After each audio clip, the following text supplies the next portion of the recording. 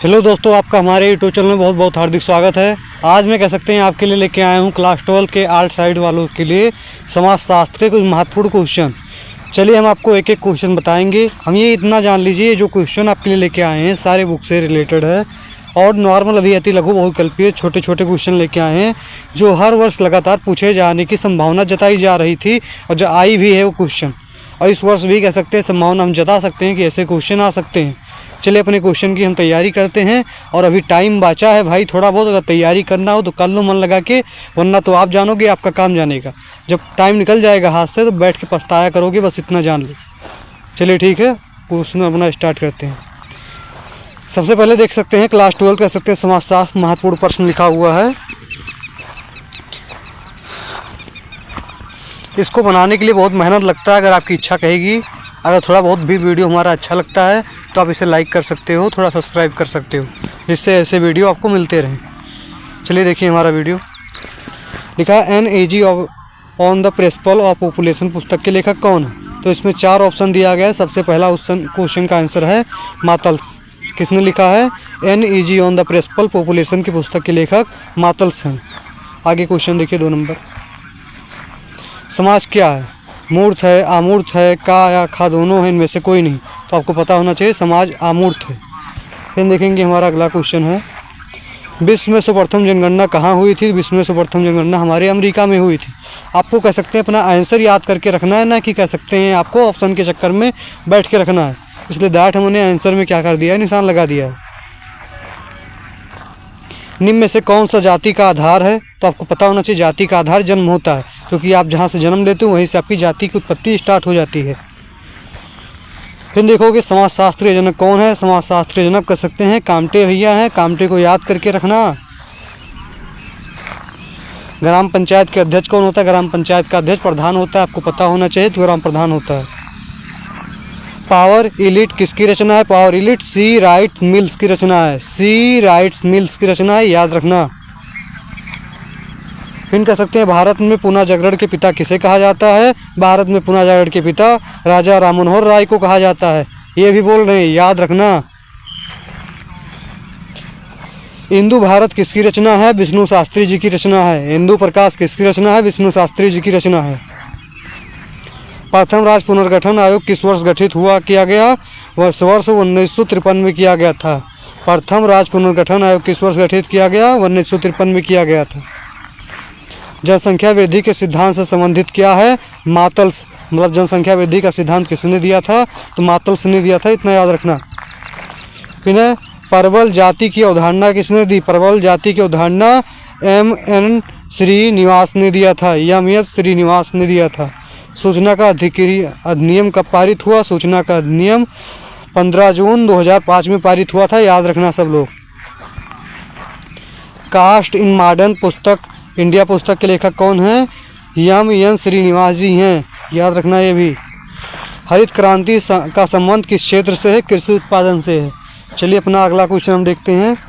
अति लघु उत्तरीय क्वेश्चन, कुछ इंपॉर्टेंट क्वेश्चन है। सबसे पहले आपको पता होना चाहिए जाति पूर्वाग्रह को परिभाषित कीजिए। अब जाति पूर्वाग्रह क्या होता है? सीधा सा मतलब जाति मतलब क्या होता है और पूर्वाग्रह मतलब क्या होता है। जैसे हमारे भारत देश में आप देख सकते हो बहुत ढेर सारी जातियाँ निवास करती हैं।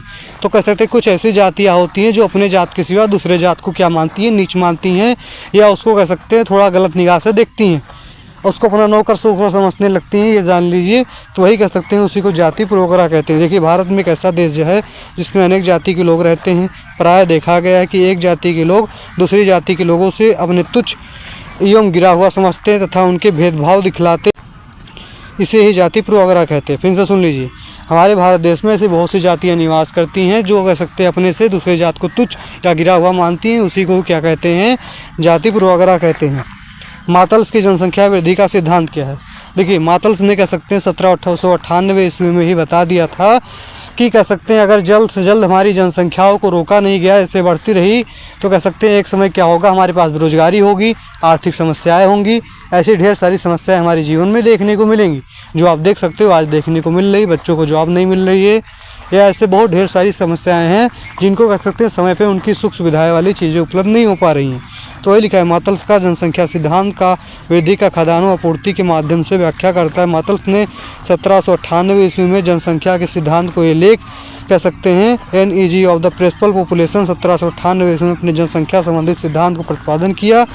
और इस सिद्धांत का कथन है कि जनसंख्या में जीवन निर्वाह संसाधनों की अपेक्षा क्या होगी, तीव्र से बढ़ने की प्रवृत्ति होगी। सीधा सा मतलब है, हमारी भाषा में आपको पढ़ना हो तो इतना आप लिख सकते हो कि मातल्स की जनसंख्या सिद्ध कह सकते हैं सिद्धांत के विस्तार से हम बोल सकते हैं कि यह 1798 ईस्वी में ही बोल दिए थे कि अगर जनसंख्या की जल्द से जल्द बढ़ते हुए रोका नहीं गया तो आने वाले समय में लोगों को बहुत ढेर सारी समस्याएं देखनी पड़ेंगी।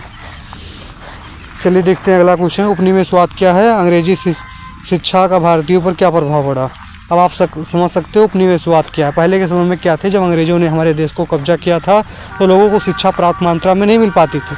तो भारत के कुछ लोगों को अंग्रेजी सीखने का मौका मिला तो उनके मन में कह सकते हैं एक बीज फूटता है कि हम भी कुछ कर सकते हैं, हम भी कुछ पढ़ सकते हैं। तो वही इसमें लिखा, उपनिवेशवाद के दौरान अंग्रेजी शिक्षा का एक नया माध्यवर्ग का जन्म हुआ। अंग्रेजी भाषा में कुशल एवं माध्यवर्गीय भारतीयों ने पश्चिम में अनेक दार्शनिकों ने विचारों को पढ़ा तथा उनको उदार प्रजातंत्र की अवधारणा से अवगत होते हुए इन भारतीयों को भारत का उदारता और प्रगतिशील एक नए रास्ते पर लाने का सपना देखा। इसको आप आराम से लिख लीजिए, छोटा छोटा है, आसान भाषा में पढ़ सकते हो। हरित क्रांति क्या है? हरित क्रांति मतलब सीधा सा मतलब होता है कृषि से रिलेटेड है। हरित क्रांति के 3 प्रमुख प्रभाव का वर्णन कीजिए। देखिए, ग्रामीण समुदाय के इतना जान लीजिए कि अगर भारत देश में जो कृषि आई, हरित क्रांति आई, कृषि लोग करने लगे अधिक से अधिक, इसके हमारे क्या फ़ायदे हैं? तो सबसे पहले आपको पता होना चाहिए पहले के समय में क्या होती थी, महामारी आ जाती थी, अनाजों की कमी आ जाती थी। लेकिन आज के समय में हमारे पास अनाजों की पर्याप्त मात्रा है, इसलिए क्या हो रही, सबसे पहला फ़ायदा यही है।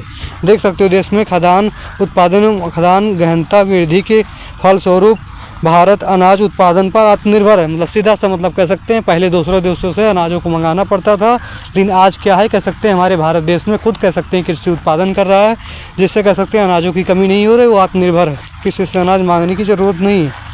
अगला कह सकते हैं हमारा फ़ायदा है कि देश में खाद्यान्न उत्पादन तथा खाद्यान्न गहनता में वृद्धि के फलस्वरूप भारत में अनाज उत्पादन पर आत्मनिर्भर पड़ा, यही पहला है।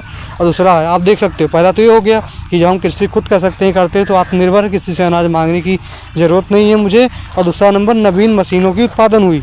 जब आपको कह सकते हैं कृषि करोगे तो उसको कृषि करने के लिए ट्रैक्टर, ट्राली, मशीन, खेत भरने के लिए पाइप, ऐसे सारे इंजन कह सकते हैं ढेर सारी चीज़ों की आवश्यकता पड़ेगी कि नहीं पड़ेगी, तो लोगों की आवश्यकताएं पड़ी, इसलिए क्या हुई, नवीन मशीनों का आविष्कार हुआ। जैसे ट्रैक्टर हो गया, रोटावेटर हो गया, ट्यूबलाइट, पंप, ये सब हो गया। अगला देखिए इसमें क्या है, लोगों की आय में वृद्धि होने के फलस्वरूप गृहिणी समाज में पारंपरिक रूप से चली आई प्रथाओं जैसे जजमानी प्रथा, वस्तु विनिमय आज समाप्त हुई। जैसे सीधा सा मतलब है पहले के समय में हमारे पास क्या होते थे, अनाज पर्याप्त मात्रा में नहीं होते थे, तो लोगों से ऐसे दूध लेना हो तो अपने यहाँ का 2 किलो हम चावल दे दें, और उनके यहाँ से चावल लेना हो तो अपने यहाँ से 2 किलो दूध दे दें।